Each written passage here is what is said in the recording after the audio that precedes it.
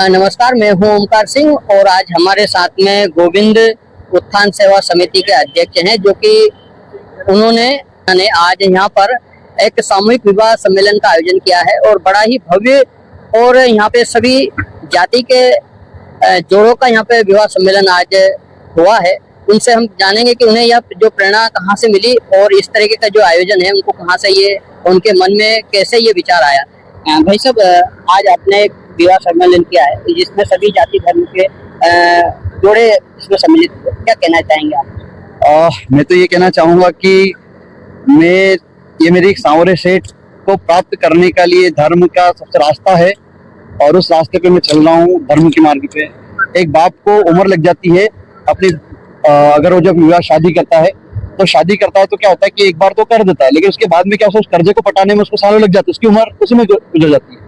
तो मैंने कोशिश की है कि अगर किसी बाप का बोझ कम कर दे, या किसी की जब बेटी पैदा होती थी लोग ये सोचते थे कि यार मैं मतलब उसके ऊपर के कर्जा बोझ पैदा हो गया।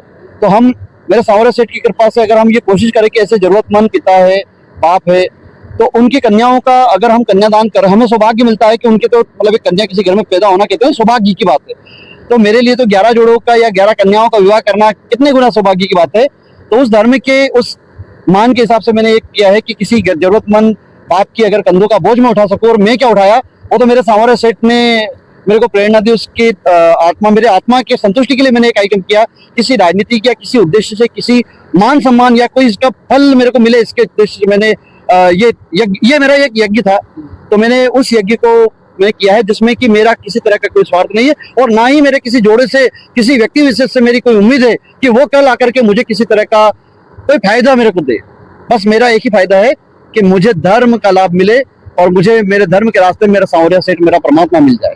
इसके अलावा मेरा जिस तरीके से देखा हमने कि मैं भी सुबह से यहाँ पर हूँ और यहाँ की जो व्यवस्था है और जो एक जोड़े को जिस तरीके से आपने सामग्री दी है दहेज के रूप में, और काफी अच्छा और काफी सराहनीय कार्य किया आपने।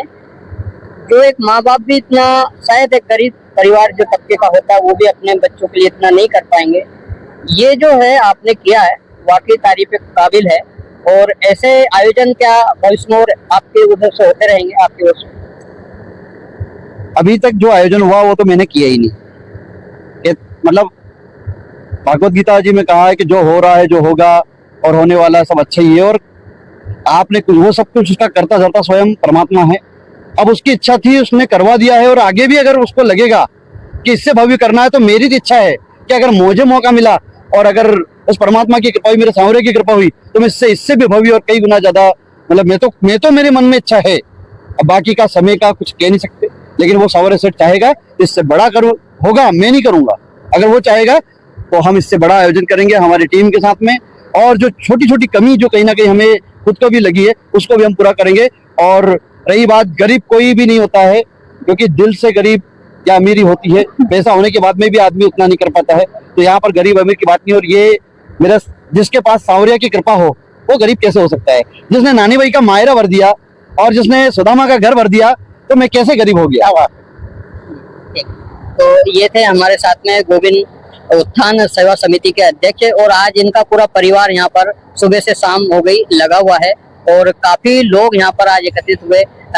यहाँ शिक्षा मंत्री भी आए, क्षेत्र के विधायक गोपाल सिंह इंजीनियर भी आए, करनी सेना के प्रमुख जीवन सिंह शेरपुर भी आए और उन्होंने वर वधू को आशीर्वाद दिया।